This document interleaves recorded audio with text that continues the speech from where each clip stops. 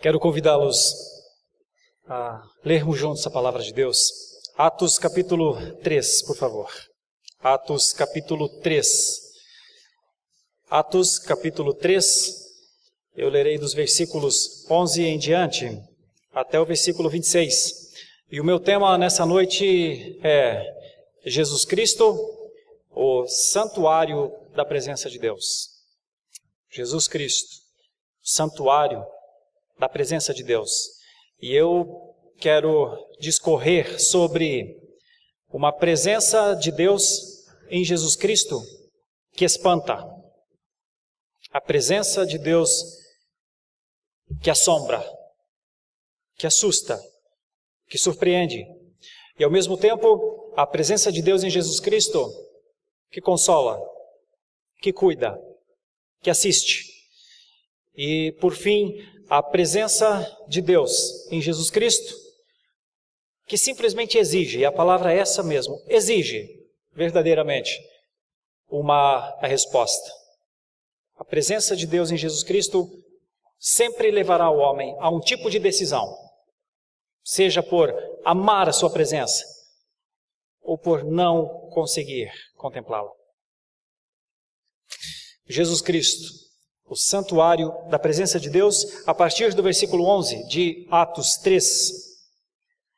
Apegando-se ele a Pedro e a João, todo o povo correu atônito para junto deles, no pórtico chamado de Salomão. Eu estou lendo a partir do 11, porque do 1 ao 10, eu li o texto que Pedro e João estavam subindo ao templo para orar, e um homem coxo de nascença estava lá para pedir esmolas. E então ele pediu esmolas para Pedro também. E Pedro disse: não tenho, mas tenho. Então, o que Pedro não tinha? E o que Pedro tinha? O que Pedro tinha, ele deu. E o que Pedro deu a este homem? Era o que o homem pedia? Era menos do que o homem pedia? Ou era mais do que o homem pedia? E isso tinha a ver com o quê? Com o templo ou com a presença de Deus? Então, ele andou após a palavra de Pedro. E ele não só andou, como se apegou a Pedro e a João. E isso começou a causar um transtorno. Um coxo de nascença, que todos sabiam que havia nascido coxo, agora saltava, pulava, gritava, e mais do que isso, louvava a Deus. E então Pedro tem este momento, após a cura, para comunicar acerca de Jesus Cristo, o santuário da presença de Deus. Versículo 12.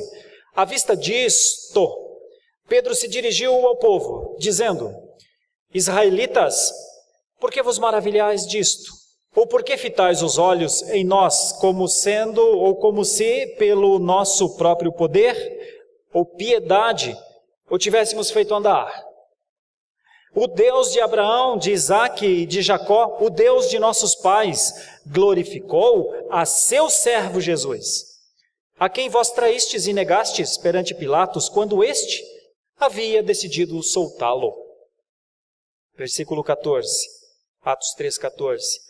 Vós, porém, negastes o santo e o justo, e pedistes que vos concedessem um homicida. Dessarte, mataste o autor da vida, a quem Deus ressuscitou dentre os mortos, do que nós somos testemunhas. Pela fé em o nome de Jesus, é que esse mesmo nome fortaleceu a este homem que agora vedes e reconheceis. Sim, a fé que vem por meio de Jesus deu a este saúde perfeita na presença de todos vós. E agora, irmãos, eu sei que o fizestes por ignorância, como também as vossas autoridades, mas Deus, assim, cumpriu o que dantes anunciara por boca de todos os profetas, que o seu Cristo havia de padecer. Versículo 19. Arrependei-vos, pois, e convertei-vos, para serem cancelados os vossos pecados, a fim de que, na presença do Senhor, venham tempos de refrigério. e que envie ele o Cristo, que já vos foi designado, Jesus, ao qual é necessário que o céu receba até aos tempos da restauração de todas as coisas, de que Deus falou por boca dos seus santos profetas desde a antiguidade. Disse, na verdade, Moisés: o Senhor Deus vos suscitará dentre vossos irmãos um profeta semelhante a mim. A ele ouvireis em tudo quanto vos disser. Acontecerá que toda alma que não ouvir a esse profeta será exterminada do meio do povo. E todos os profetas, a começar com Samuel, assim como todos quantos depois falaram, também anunciaram esses dias. Versículo 25: vós sois os filhos dos profetas e da aliança que Deus estabeleceu com vossos pais, dizendo a Abraão: na tua descendência serão abençoadas todas as nações da terra. E último versículo 26: tendo Deus ressuscitado o seu servo, enviou-o primeiramente a vós outros para vos abençoar, no sentido de que cada um se aparte das suas perversidades. Meus irmãos e irmãs, em determinado momento Jesus estava diante do grande templo de 46 anos de construção, que Herodes teve o maior trabalho para levantar. Olhava para aquele templo. Jesus teve uma relação com o templo. Jesus, desde muito cedo, via as pessoas indo ao templo. Via como as pessoas chegavam com suas intenções ao templo. O que era aquele templo? Aquele templo havia sido profetizado há muitos anos atrás, num momento de muita angústia do povo. Nabucodonosor havia tirado o povo de Jerusalém e havia queimado o templo. Então, os que saem escravizados para a Babilônia saem muito abatidos. Olhavam para trás e viam a fumaça do templo queimado. Então eles vão e ficam muito tempo lá. Eles continuam a adorar. Quando eles retornam a Jerusalém, decreto, quando Ageu, Neemias, Zacarias e outros começam a pensar em como viver de novo como povo de Deus, eles reconstroem o templo. Mas eles reconstroem o templo não na medida da riqueza que o templo antigo, o templo que Salomão havia levantado. Esse templo, ele carece da beleza antiga, da riqueza antiga. Esse templo não é feito por um povo com grandes posses. Esse templo é levantado com esforço, em meio à perseguição dos povos que não queriam que os judeus voltassem a Jerusalém. E fizeram de tudo, atrasaram a obra.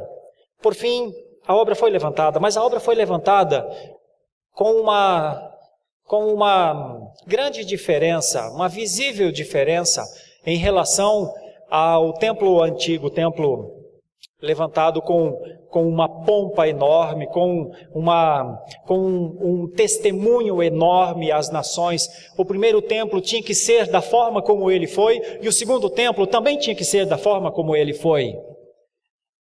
Porque Deus já dava demonstrações que alguma coisa substituiria aquela estrutura. Então Deus não conduz o povo quando voltou a Jerusalém, não deu condições ao povo de fazer um luxuoso templo. Eles fizeram um templo que em alguns momentos causava dor nos construtores. Está relatado em Ageu que alguns chegavam a chorar enquanto estavam reconstruindo este segundo templo, porque eles lembravam da glória do primeiro templo. E a glória do primeiro templo era a glória. E a glória do segundo templo parecia tão menor, porque não tinha mais a aparência do poder infinito e indestrutível do primeiro. Mas uma coisa está no livro de Ageu que valoriza este segundo templo. diz que a glória do segundo seria maior do que a do primeiro. Mas como? Que glória? Que glória se um era feito em detalhes de riqueza extrema, que não poderia nem se valorar monetariamente? Quanto valia o primeiro templo? Não tinha condições de estabelecer, era muita riqueza. O segundo templo não tinha essa riqueza. Mas então, do que consistia a glória do segundo templo? Do que consistiu a glória do segundo templo? Entre outras coisas, o Senhor Jesus Cristo, o Rei da Glória, entrou no segundo templo.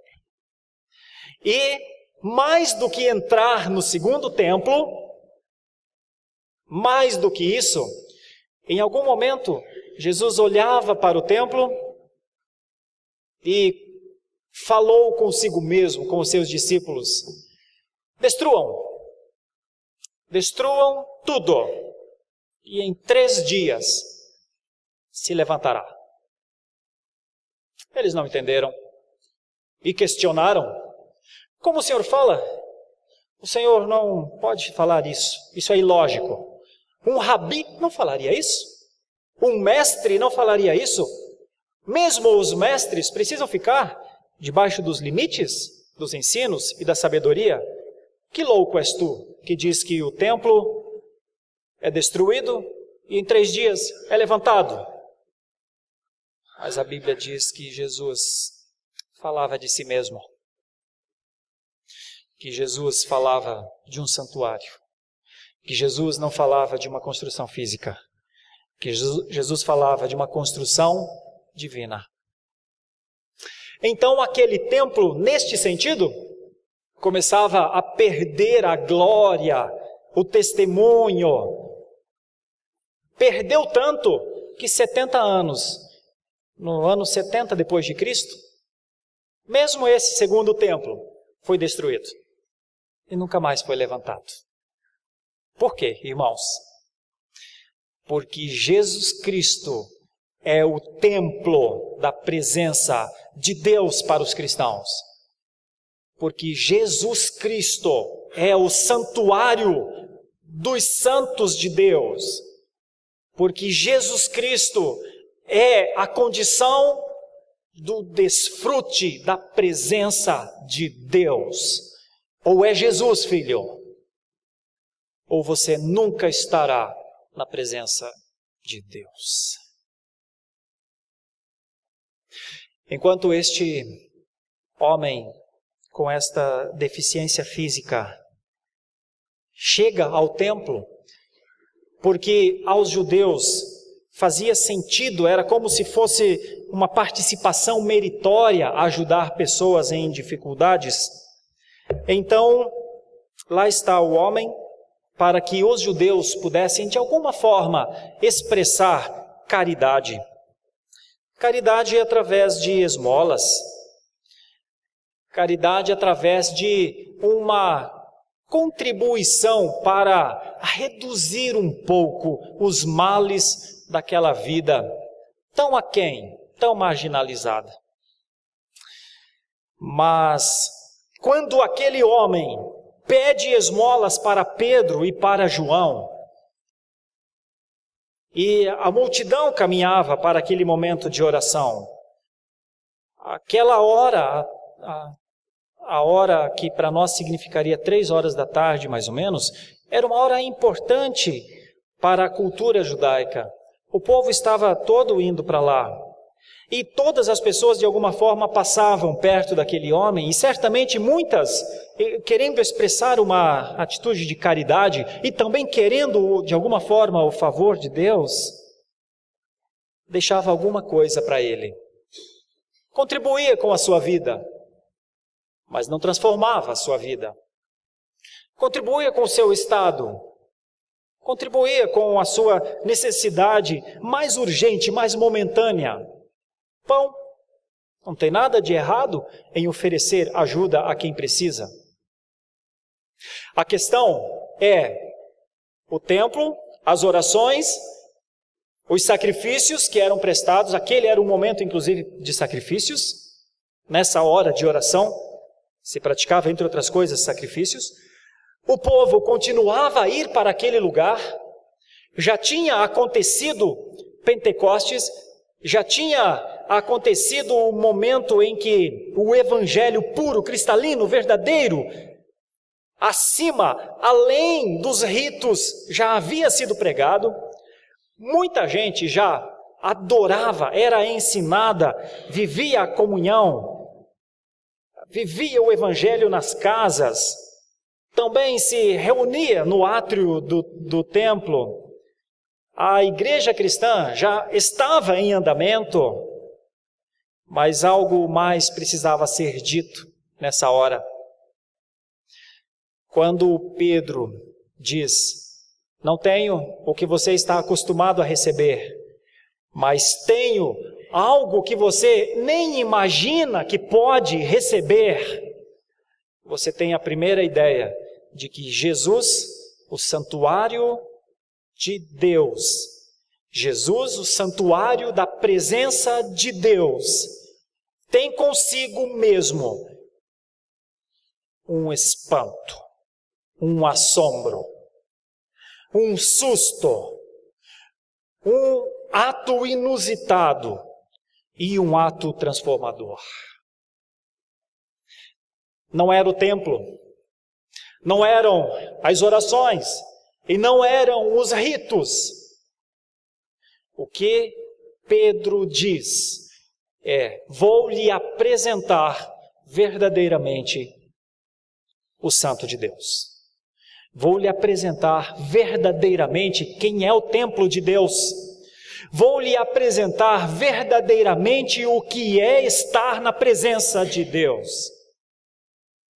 Porque talvez, para a maioria das pessoas, o próprio templo representava uma cortina. Deus estava do outro lado da cortina. Os ritos, as práticas comuns, a religiosidade, muitas vezes uma assemelhação a uma cultura pagã com nome de religiosa, muitas vezes uma relação com Deus pautada na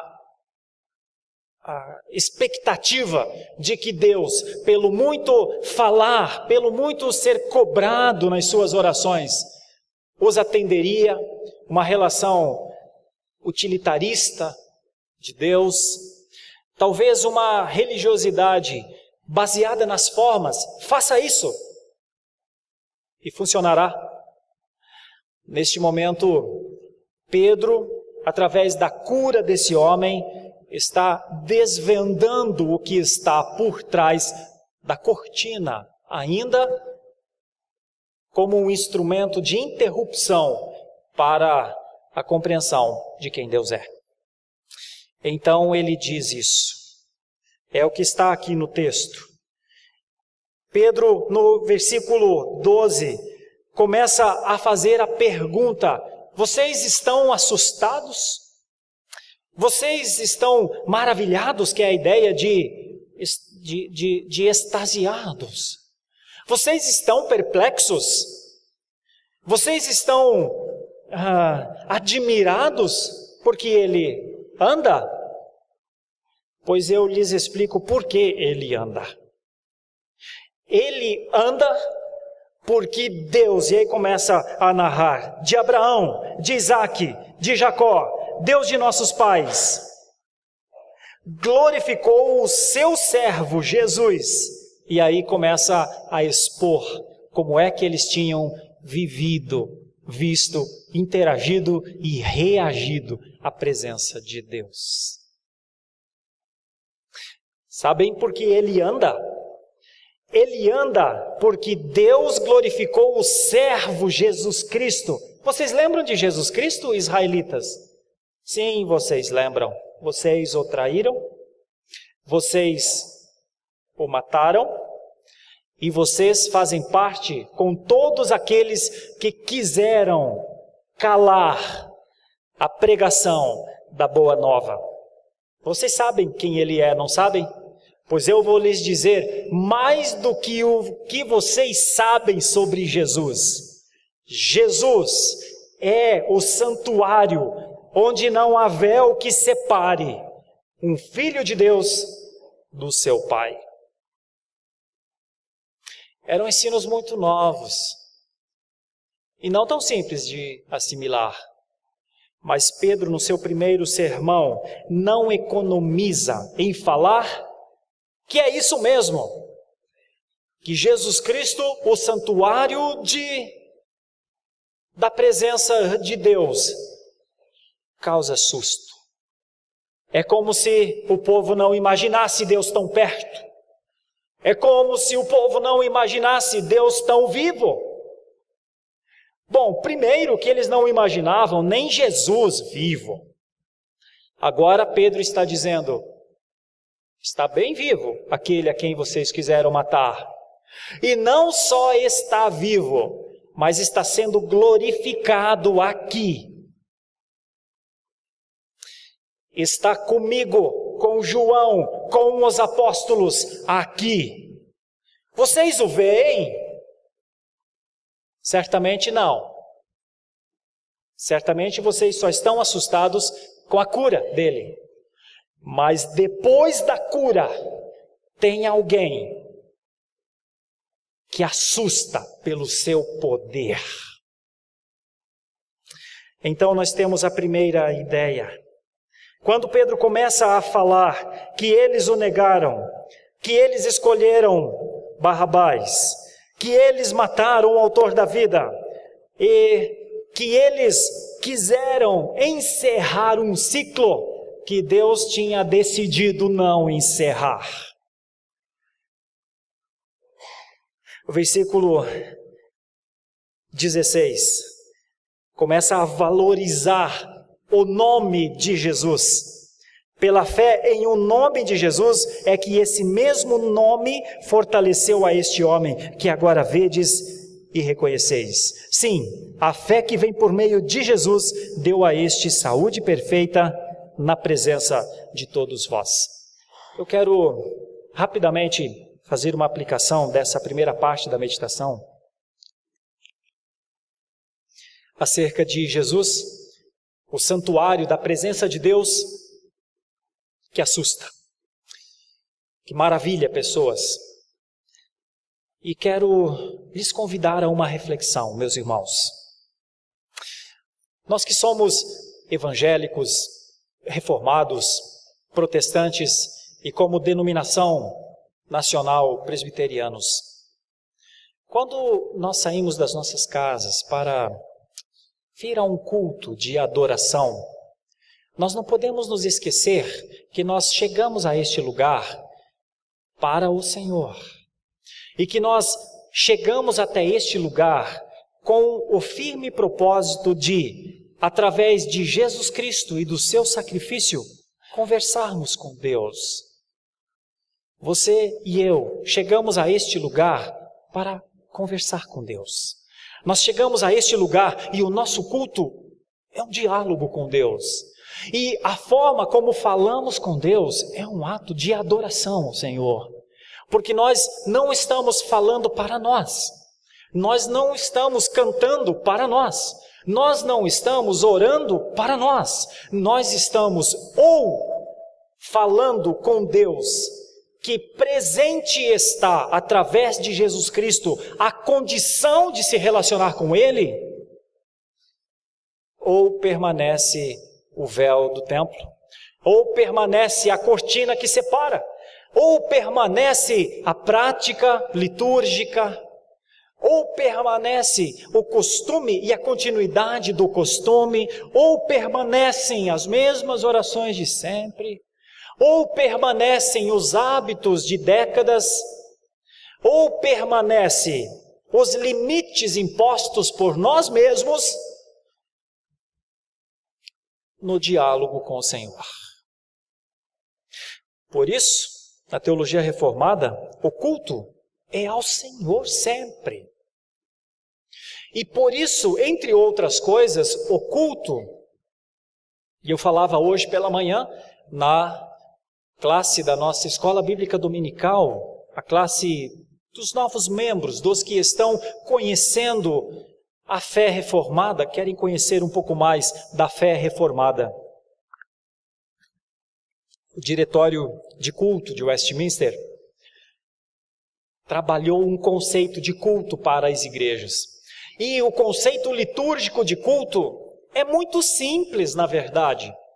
O conceito litúrgico de culto é a chegada, a convocação a pensarmos que estamos cultuando ao Senhor, a leitura de um texto bíblico, a oração ao Senhor, cântico ou cânticos, a leitura da palavra de Deus, mais uma oração, a pregação da palavra de Deus, um cântico ou uma oração final, e acabou o culto. Por isso, os cultos presbiterianos, liturgicamente, sempre serão enxutos. Por quê? Porque nós dialogamos com o Senhor no culto. Porque no culto nós apresentamos ao Senhor a gratidão por sua presença. Porque no culto nós intercedemos por aqueles que necessitam da sua graça. Porque no culto nós, no plural, cantamos ao Senhor. Por isso nós procuramos evitar todas as canções que o eu aparece mais. Não é eu, o culto não é meu e nem é teu. É nós, somos nós. É o povo prestando um culto ao Senhor. Por isso não tem culto agradável a mim, nem culto desagradável a mim. Por isso não tem culto avivado, o culto morto. Por isso não tem culto de gosto. Nós somos uma igreja genuinamente confessional e nos alegramos na manutenção dos princípios gerais do culto. Nós adoramos ao Senhor. Nós contristamos nossos corações em pedido de perdão porque sabemos que temos pecado. Nós ouvimos a meditação da palavra porque sabemos que ela sim é alimento para nós, ela alimenta a nossa fé. Por isso a centralidade no culto reformado é a exposição da palavra de Deus. Por isso, ao fazermos parte de uma instituição centenária como a nossa, Sesc centenária no Brasil, mais de 150 anos, 500 anos na história, que direito nós temos de alterar o diálogo porque gostamos? Não interessa a Deus o meu gosto. Interessa a Deus ser adorado da forma como Ele disse que queria ser. E os nossos homens que trabalharam nossos símbolos de fé, elaboraram o princípio litúrgico do culto de uma maneira muito digna, muito bonita, muito clara, muito racional, muito adoradora. Então, quando saímos das nossas casas e chegamos a este lugar, o que é que nos motiva? Por que a gente rompe essas portas? Por que a gente chega aqui e se assenta nestes lugares? O que fazemos aqui? Fazemos aqui, entregamos aqui, servimos aqui, de acordo com o que sabemos que Deus é. Se não soubermos quem Deus é, se não soubermos que Jesus Cristo representa a presença de Deus para nós, nunca adoraremos a Deus. Se não reconhecermos que Ele é o local onde os santos se escondem, e quando eu falo santos são os separados, se Ele não for o nosso templo, se Ele não for superior a essas paredes, se Ele não for superior às nossas amizades, se Ele não for superior ao que gostamos ou não gostamos na Igreja Presbiteriana de Santo Amaro, se Jesus Cristo não for a sua condição de estar na presença de Deus, você está fora da presença de Deus. Você está dentro do templo, mas está fora do templo. Você pode estar aqui dentro, mas pode estar fora. porque para os judeus desta época permanecia uma cortina. Que Deus nos ajude a vivermos a fé com a certeza que a presença de Deus está em Jesus para nós, que Jesus Cristo é o santuário onde habitamos, que Jesus Cristo é a única condição que temos de ver as grandes maravilhas de Deus. Então eles se assustaram aqui, mas não adoraram, se assustaram e ficaram felizes certamente pela sorte do homem que foi curado. Mas o que Pedro fez ao homem que não andava e aos que viram o milagre foi dizer: este espanto é causado pela presença de Deus que glorifica o seu Filho Jesus Cristo. Ele é o templo. Olhem para o verdadeiro templo. Olhem para nós, disse Pedro. A segunda ideia que o texto parece nos mostrar é que Jesus Cristo, sendo o santuário da presença de Deus, não tem só a capacidade transformacional de maravilhar pessoas, de assustar pessoas, verdadeiramente de mudar a sorte delas, mas tem em si a condição de consolar, de assistir, de cuidar. E os textos a seguir nos mostram. O versículo 17 para frente parece demonstrar, Pedro diz: eu sei que vocês, o que fizeram por Jesus, contra Jesus, vocês o fizeram e vossas autoridades também, vocês os fizeram sem saber. Mas Deus sempre anunciou isso. Deus sempre anunciou esta bênção. Veja o versículo 17, o versículo 18 e depois mais à frente o versículo 25. Vós sois os filhos dos profetas e da aliança que Deus estabeleceu com vossos pais, dizendo: na tua descendência serão abençoadas todas as nações da terra. Tendo Deus ressuscitado o seu servo, enviou-o primeiramente a vós outros para vos abençoar. Até aqui é o suficiente para o que eu quero falar. Meus irmãos, Jesus Cristo é o santuário da presença de Deus para consolar gerações que em algum momento, em algum tempo da vida, parecem desperceber que Deus continua em ação, trabalhando. O apóstolo Pedro recorre à história para dizer: vamos voltar ao nosso passado, nós temos um passado. E nesse passado, vocês vão encontrar Deus. É a partir dessa ideia que muitas vezes oramos com a expressão: até aqui o Senhor nos ajudou. Quando o Salmo 126 foi escrito, e eles estavam voltando do cativeiro, e a palavra de Deus diz lá no Salmo 126 que eles estavam verdadeiramente assim, assombrados com o que Deus tinha feito. Eles voltavam para as suas casas. E como eles voltariam para as suas casas se não fosse o poder de Deus? Como eles voltariam a Jerusalém? Quem convenceria Ciro? Então Pedro recorre à história para dizer: nas horas mais difíceis da vida de vocês, não olhem para frente antes de olhar para trás. Não esperem coisas, porque talvez até mesmo a vossa esperança no futuro pode ser menor e fira a glória daquele que sempre esteve com vocês. Jesus Cristo, o santuário da presença de Deus, que sempre teve suas portas abertas para que os santos se refugiassem nele. Como segunda pessoa da Trindade, durante todo o tempo, prometido no proto-evangelho em Gênesis 3,15. Prometido no acordo que Deus fez com Abraão, descendente inclusive.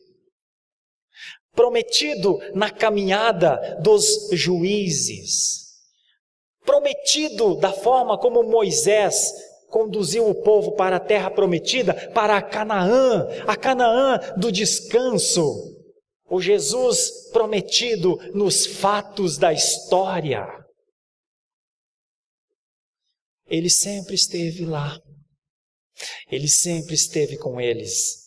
Quer saber a melhor forma de consolo? Olhar para trás.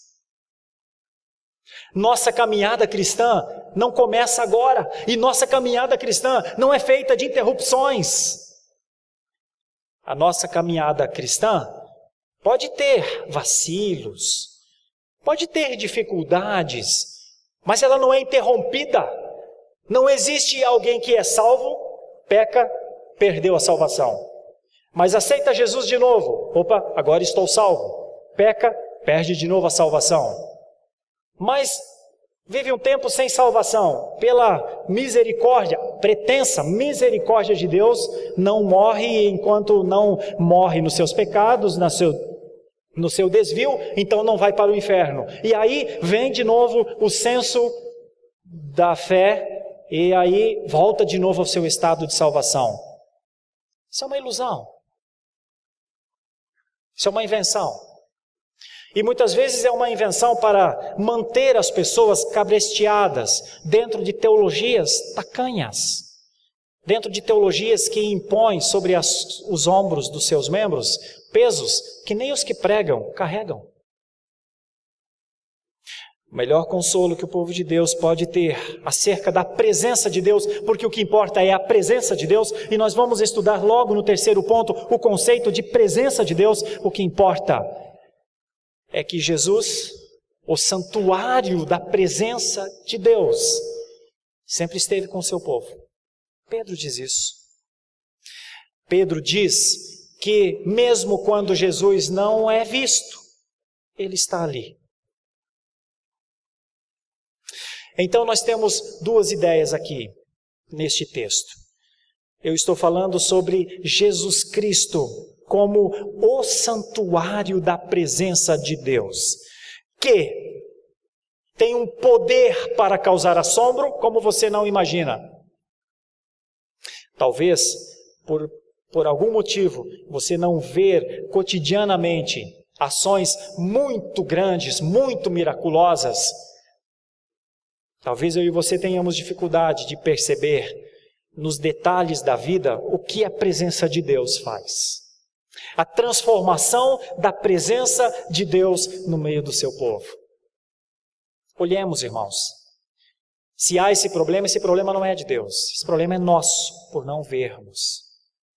Deus continua com o seu poder transformacional através de Jesus.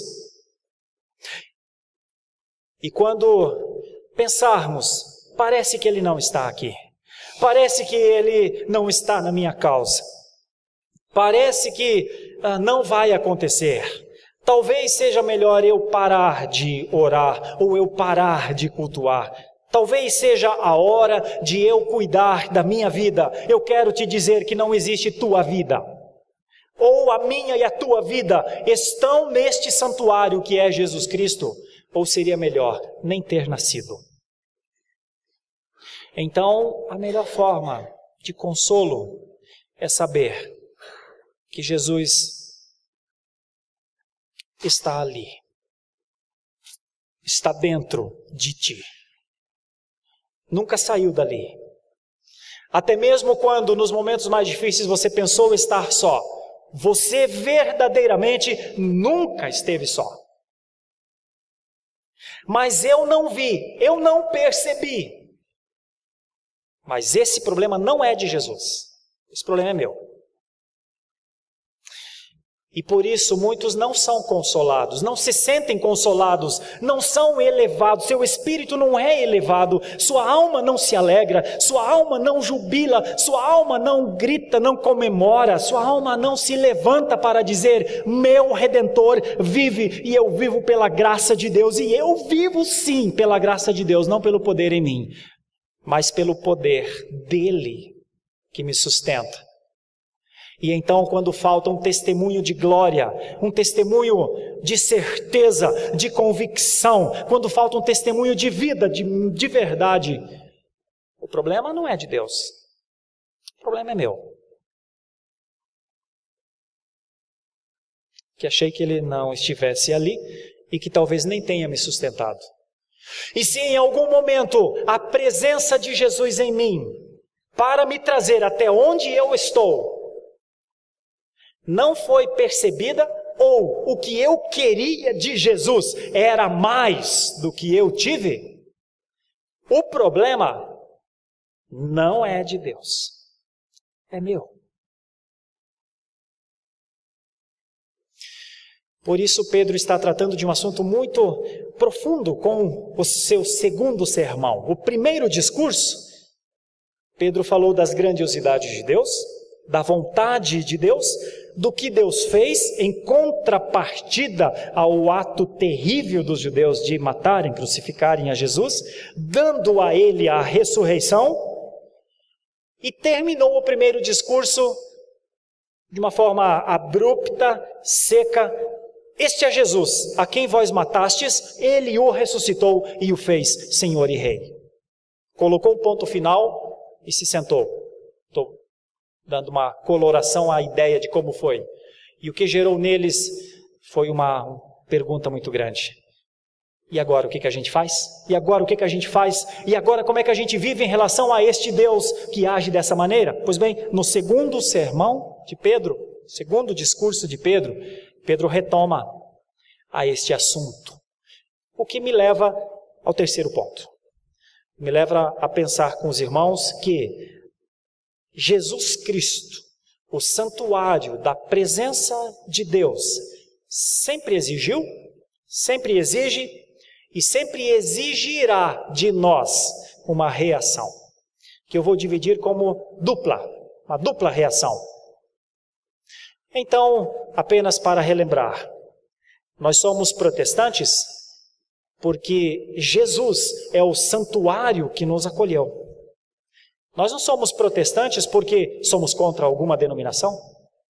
Nós não somos protestantes ou evangélicos ou cristãos porque o nosso foco é ser separado de outras instituições. Nós o somos porque em algum momento da nossa vida, a cortina, o véu que rompia, se rasgou, se rompeu. E este reino chegou até nós como uma água derramada que tomou os nossos pés. E agora nós estamos dentro deste reino. E quem levantou este reino? Quem produziu este reino? O rei que fez isso chama-se Jesus, que reina. E então agora nós estamos dentro deste reino. E como reagimos a este rei? E como reagimos a esta divindade? E como agimos ao Pai, ao Filho e ao Espírito Santo? Uma das formas que parece que esse texto tem é: se prepare para ver as grandes coisas que este Deus faz. Você acha que uma esmola a mais é um benefício? Eu te apresento a cura total. Foi o que ele mostrou a este homem. Você acha que você sempre viveu sozinho? Eu vou te falar. Ele sempre esteve contigo e prometeu que estaria contigo para todo o sempre. Então, Jesus Cristo, como o santuário da presença de Deus, impacta, muda o pensamento em relação à religião, muda o pensamento em relação à presença de Deus, muda o conceito da presença contínua, da presença manifestada de Deus. Porque alguém poderia falar: eu entendo que Deus está em todos os lugares, eu entendo a onipresença de Deus. Mas você compreende também, além da onipresença de Deus, acerca da manifestação da sua presença? Da sua presença manifestada? Porque não é só uma questão de Deus estar em todos os lugares, é uma questão de Deus provisionar tudo o que é necessário em todos os lugares. Não é só a presença de Deus no ar, é a condição que o ar nos dá de respirar. Não é só a questão de o corpo ter um poder regenerador que se auto-regenera. É a questão de Deus conduzir célula após célula para que elas entrem em alinhamento suficiente para o corpo ficar de pé. Então, Pedro não está falando da onipresença de Deus em todos os tempos. Pedro está falando dos atos de Deus. Se eu não vejo, o problema não é de Deus. Mas aí vem essa terceira ideia, que é as exigências de Jesus como o santuário da presença de Deus. Quais são? O que se espera de alguém que foi agraciado, abençoado com a sua presença? O que se espera de alguém que seus pés foram molhados pelo reino que chegou até onde ele está? Como deve ser a vida dessa pessoa? Que Deus, pelo seu poder, que Deus exatamente pela sua disposição, fez acontecer. Os versículos 19 para frente nos ajudam a pensar. Arrependei-vos e convertei-vos para serem cancelados os vossos pecados, a fim de que na presença do Senhor venham tempos de refrigério e que envie Ele o Cristo, que já vos foi designado, Jesus, ao qual é necessário que o céu receba até aos tempos da restauração de todas as coisas, de que Deus falou por boca, o tempo da restauração de todas as coisas, de que Deus falou por boca dos seus santos profetas desde a antiguidade. E o versículo 22 e o versículo 23 vão falar disso. O versículo 24 também, e a última parte do versículo 26, eu vou ler o 26 inteiro. Tendo Deus ressuscitado o seu servo, enviou-o primeiramente a vós outros, para vos abençoar, no sentido de que cada um se aparte das suas perversidades. Meus irmãos, qual é a exigência que a presença de Deus impõe? A presença manifestada de Deus, o santuário da presença de Deus, como eles se apresentam, ou como essa presença de Deus estabelecida através do sentido de emanuelidade, Jesus Cristo é o Deus conosco, a que a presença de Deus verdadeiramente nos constrange. A presença de Deus nos constrange, diz aí o versículo 19, nos constrange a um arrependimento e a uma conversão. O arrependimento é a resposta que nós precisamos dar no sentido de negar. Irmãos, a vida de um cristão que compreende que Jesus Cristo é o santuário da presença de Deus, a vida desse cristão começa com a negação ao amanhecer.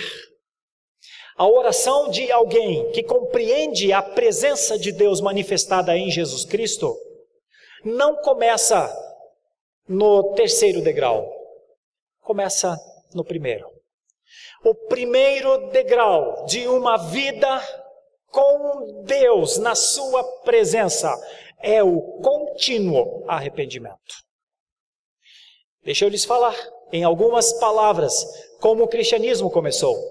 O cristianismo começou pela boca do próprio Jesus Cristo em Mateus 4,17 com um brado às margens do lago.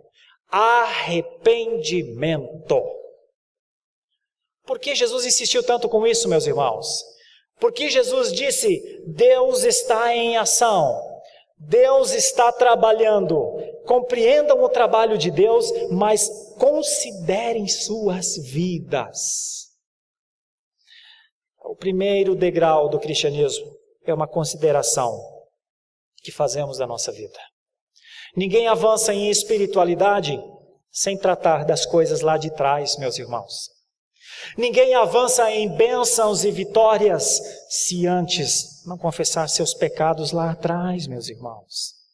E eu vou dizer para você o que é isso. Isso é uma das coisas mais difíceis que existem.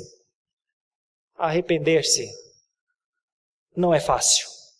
É para crente. Arrepender-se e chorar pelos seus pecados não é uma coisa comum. Não é uma receita de bolo. Não tem gosto de pudim, nem de churrasco assado. Não tem. Não tem gosto de ouvir uma bela canção, de ter os seus sentimentos emocionais elevados. Não tem. Confissão de pecados é olhar no espelho e perceber o que está além daquela silhueta que eu tanto amo, a mim mesmo. O pecador que reside em mim. Confessar pecados é o exercício mais difícil, porque ele é contínuo e porque ele trata de realidades que eu não gostaria de admitir para ninguém. E como eu não admito essas realidades, geralmente, para ninguém, é muito difícil, na conversa com Deus, dizer: as pessoas me acham uma grande pessoa, Deus. As pessoas me acham uma grande esposa, um ótimo marido, um excelente pai, uma mãe e mulher virtuosa. Mas tu sabes que eu não sou. Senhor, eu quero expressar a minha dor, porque o Senhor disse como é que eu deveria ser, e eu não sou. Quem quer começar o seu dia assim? Talvez as ciências humanas diriam: reverendo, o senhor vai deixar essa igreja em depressão. Já pensou começar o dia assim? Ah, acordei. Ai, que coisa boa. Vamos lá. Oração de confissão de pecados. Quem quer? Não é melhor dizer: os pássaros gorjeiam. O verde maravilhoso está diante de mim. Como é lindo o dia que Deus fez. Não é muito melhor falar dessas coisas sem considerar que quem vai viver dentro daquele dia, daquela glória, daquela imensidão de poder, daquelas estruturas maravilhosas e perfeitas que conduzem a existência aos fins determinados por Deus, quem vai viver naquele dia é o miserável pecador, eu. Talvez você. Mas é assim que Pedro trata a questão. É impossível viver no santuário da presença de Deus, a saber, Jesus Cristo, sem a convicção de pecados e a angústia da alma que te faz se dobrar, que faz dizer: volto atrás. Você sabe qual é uma das coisas mais magníficas do cristão? Voltar atrás. O mundo diz: não me arrependo de nada, não é assim? O mundo diz: só me arrependo das coisas que não fiz. É assim que o mundo diz. Mas graças a Deus, eu e você não somos do mundo. Graças a Deus, eu e você temos o privilégio de dizer: volto atrás. Volto atrás. Minha humanidade, minha carne, meus anseios, minha pecaminosidade, minha falta de experiência avançou demais. Errei. Me fiz no lugar de Deus, tomei decisões que não deveria tomar, odiei quem não deveria odiar, julguei alguém que já está sendo julgado por Deus, o justo. Me posicionei de um lado da batalha, depois fui para o outro lado da batalha, em algum momento levei chumbo dos dois lados. Isso acontece geralmente com pessoas que gostam de polêmicas. Em algum momento eles tomam chumbo de um dos lados e quero voltar atrás. O arrependimento não é uma palavra só. O arrependimento é uma transformação pessoal. O arrependimento é um reconhecimento. O arrependimento é a consciência que o pecado tenazmente nos assedia. Foi assim que o autor de Hebreus disse. Então, se o pecado tenazmente nos assedia, arrependamo-nos dele diariamente, ou ele nos dominará, nos vencerá. O que é que o santuário de Deus na pessoa de Jesus Cristo exige de nós? Não exige explosões emocionais, não exige choros copiosos e nem existe orações elaboradas com uma homilética que daria um sermão. Não existe. Não precisa. Não exige nada disso. Exige um coração que se dobra para dizer: ah, Senhor, Tu és o Santo de Israel e eu sou o pecador deste dia. Como é que a gente pode ter esse relacionamento? Como é que eu posso viver dentro das Tuas dimensões? Como é que eu posso adentrar a isso que é a Tua presença? Cantamos: Jesus, em Tua presença, reunimos-nos aqui. Cantar é uma coisa, estar é outra. Falar da presença de Deus é uma coisa, estar com Deus é outra.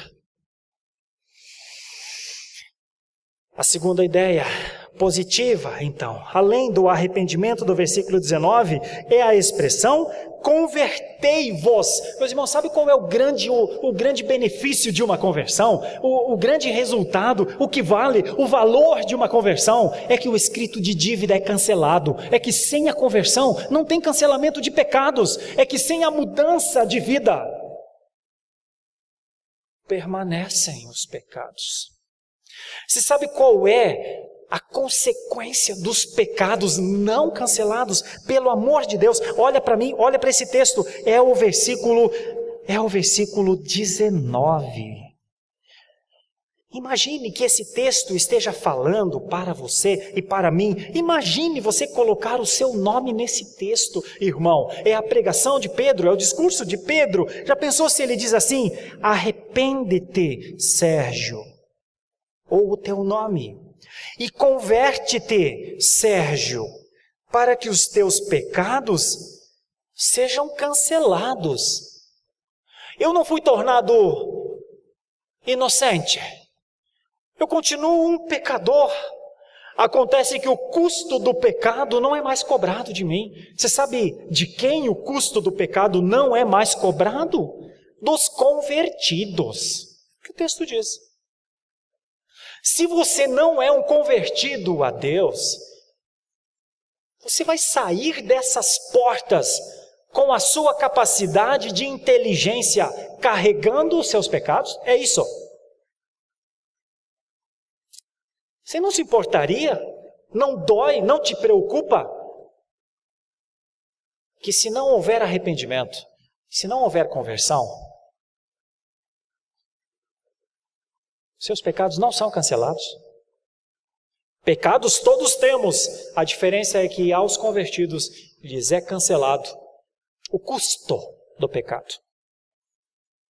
Então, eu gostaria, como evangelista que procuro ser, dizer a você: não saia dessas portas sem pensar sobre isso.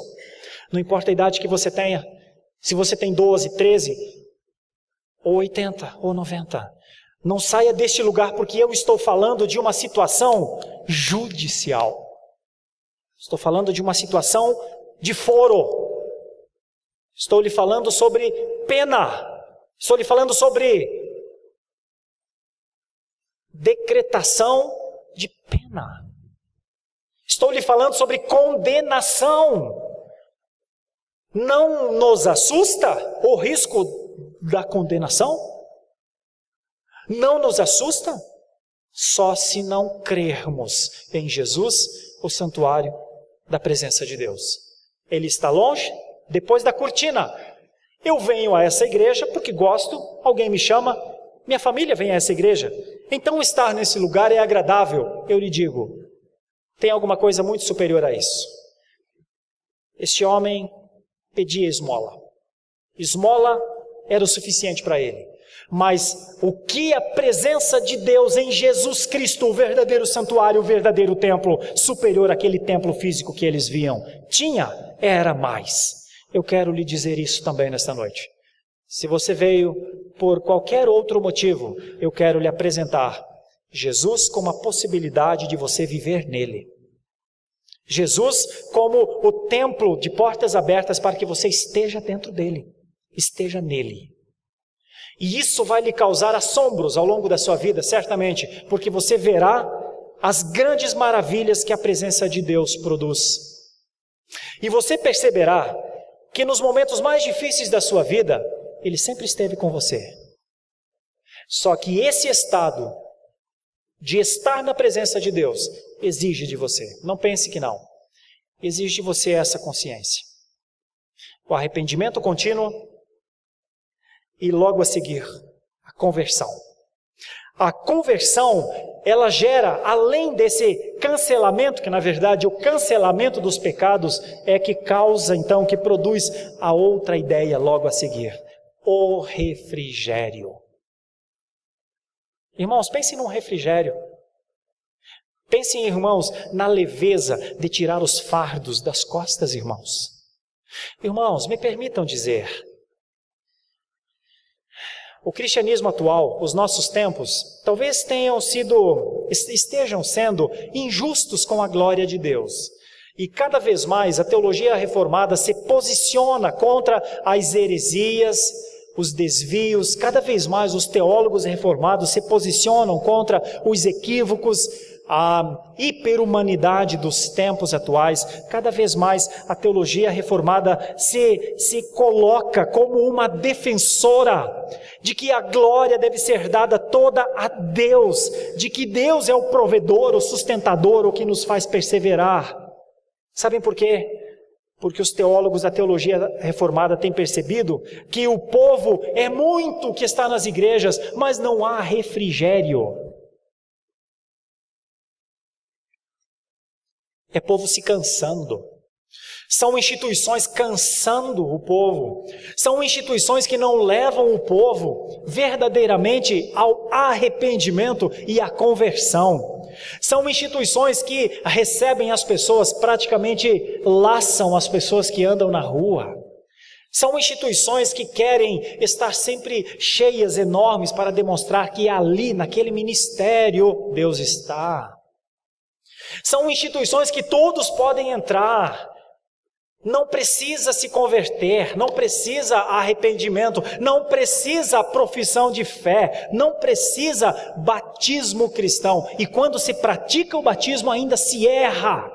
Ou aplica-se ao batismo o conceito de salvação, que é um erro, ou as pessoas se batizam num ápice de emocionalismo, em que todos são convidados a uma atitude de fé, um passo de fé. E então negam primordialmente um dos conceitos de pureza da igreja. E por isso a teologia reformada se levanta para dizer: este povo está sendo cansado. Estão cansando este povo com promessas, estão instigando, colocando um pouquinho de mel na boca deste povo, para ao final saqueá-lo, torturá-lo e largá-lo, inclusive pensando que Deus nem existe. Eu não sei se é do teu conhecimento, mas cresce o número de ateus no Brasil. Os últimos censos do IBGE, muito crescimento de ateus no Brasil. De onde eles vêm? Das suas decepções.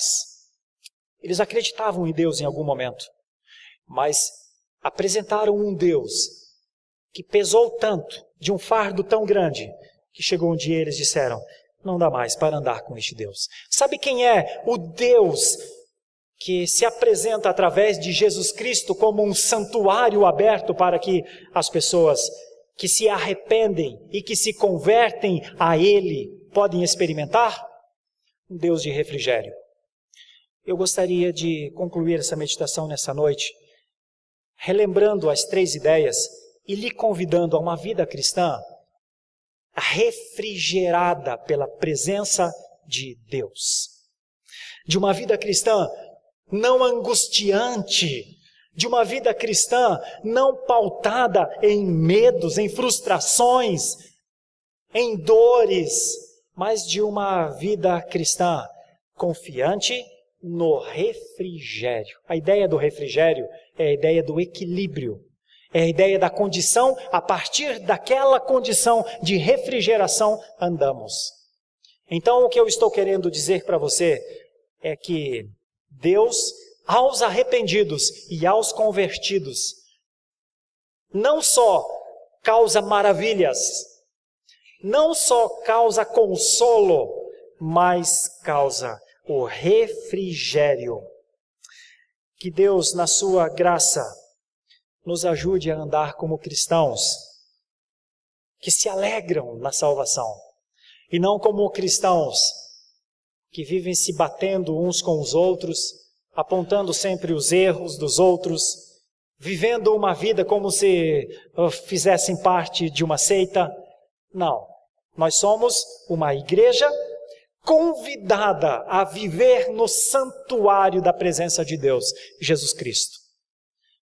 Se você é membro dessa igreja, se você frequenta essa igreja há pouco tempo, está conhecendo essa igreja há pouco tempo, eu preciso lhe afirmar: essa igreja só tem sentido porque Jesus Cristo é o santuário da presença de Deus, e é dentro dele que nós temos de estar. Em Jesus, isso se chama união mística. Em Jesus, nós temos de nos preparar por consciência as grandes coisas que Ele pode fazer, e Ele faz. Nós temos de ficar atentos ao nosso passado, porque é possível que cometamos injustiça contra a glória de Deus, porque em algum momento podemos pensar que Ele não estava conosco, e Ele sempre esteve conosco. E por fim, aos arrependidos e aos convertidos, há uma promessa, e a promessa é de refrigério. Se você ainda não passou por essa experiência, gostaria de, nesse momento, passar? Eu vou fazer uma oração. Vou pedir aos irmãos que fechem seus olhos por um instante. Aos que já são convertidos ao Senhor e gostariam de arrependerem-se de práticas que a consciência diz, isso não está certo. Façam isso agora, por favor. Mas aqueles que não se sentem como convertidos, aqueles que não se sentem como que vivendo na presença de Jesus, eu quero lhes apresentar Jesus, o santuário da presença de Deus. E você é o beneficiário da presença de Deus.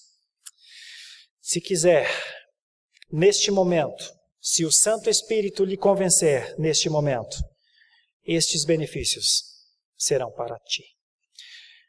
Nosso Deus e nosso Pai, de olhos fechados agora oramos. O que eu tenho para te dizer, junto com os meus irmãos, neste culto de adoração nesta noite, é que te agradecemos pelas coisas que o Senhor faz, que nos surpreendem. Esmola parecia o suficiente, o Senhor deu cura.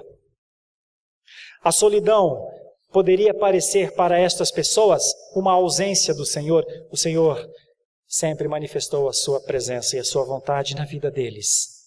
A história comprova. E para aqueles que estão nesta presença e o teu Santo Espírito estiver dando neste momento a consciência de arrependimento de pecados, a vontade de falar, eu me arrependo das coisas que não te agradam, mas que eu faço, que eu tenho continuado a fazer. Eu não gostaria de fazer mais isso. Eu gostaria de pedir a tua força para que o Senhor me fortalecesse e me surpreendesse com a capacitação para resistir ao pecado, porque talvez eu não tenha resistido ao pecado como deveria resistir. A minha oração é que o Senhor dê essa condição.